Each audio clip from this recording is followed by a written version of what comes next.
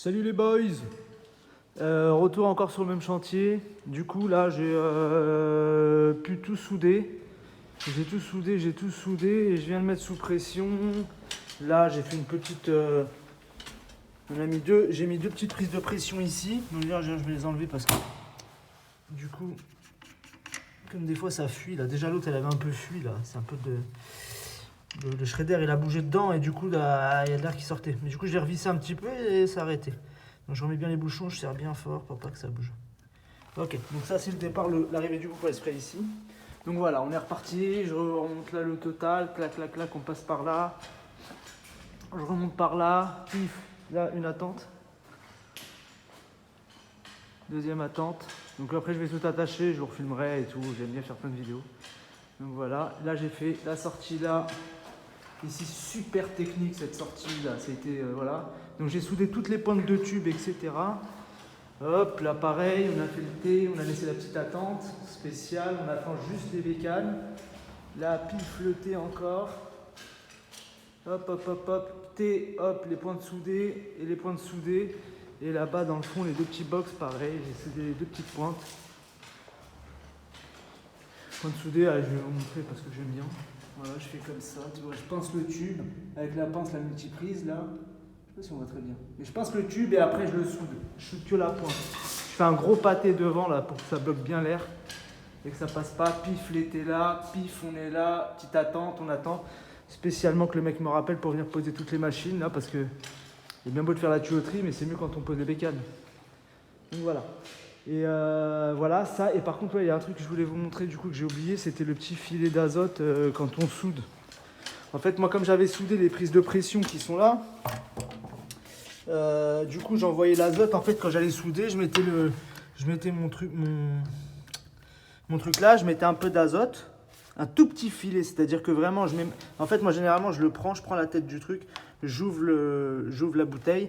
J'ouvre le détendeur, un tout petit peu, un petit chouille, et je mets la main devant et je veux juste sentir un tout petit fil. Un tout petit truc très très léger. Et après, je le visse directement sur la prise de pression, l'une ou l'autre. Et après, du coup, quand je soude le gros, je mets dans le gros et après, je mets dans l'autre. Bah, du coup, il y a des trucs qui se font télécommander et tout.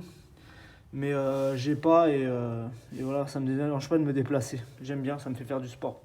Je suis pas une feignasse, moi, mon frère. Donc voilà, bouteille d'azote super légère, il n'y a plus d'azote dedans, donc ça va encore être la guerre là pour en récupérer une comme ça, parce qu'à chaque fois que j'y vais, ils en ont jamais. Il n'y a qu'un fournisseur qui vend ça, et en tout cas en France, de ce que je connais, il n'y en a qu'un qui l'ait fait.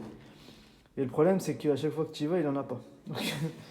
Donc la dernière fois que je suis tombé dessus, j'ai eu de la chance. La bouteille, elle coûte 400 euros.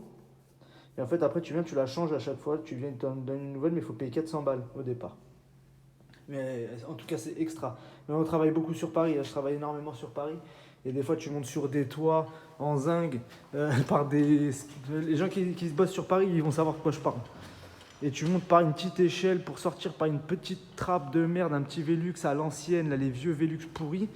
Et je t'ai à peine la place de passer ton corps, tu as une bouteille d'azote qui pèse 40 kg sur le dos, ou je sais pas combien ça pèse une bouteille d'azote, mais en tout cas c'est lourd. Moi je suis un peu maigrichon, je suis pas super balèze, donc forcément le moindre poids, enfin voilà, après c'est vrai que je suis petit et pas très costaud, mais j'ai énormément de force. Je sais que je suis une machine de toute façon. Donc voilà. Donc voilà les gars. Voilà, c'est ma petite confidence.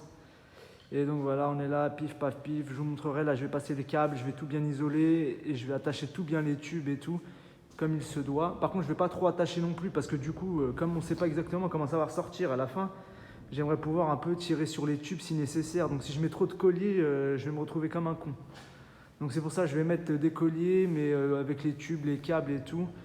Mais pas trop fixé, pas trop de colliers fixés, vraiment, j'en mettrai un minimum, mais pas trop, parce que sinon je vais me retrouver comme un con après à vouloir tirer sur les tubes et ça bougera pas. Donc voilà les man. Bon, hasta luego, à tout à l'heure dos.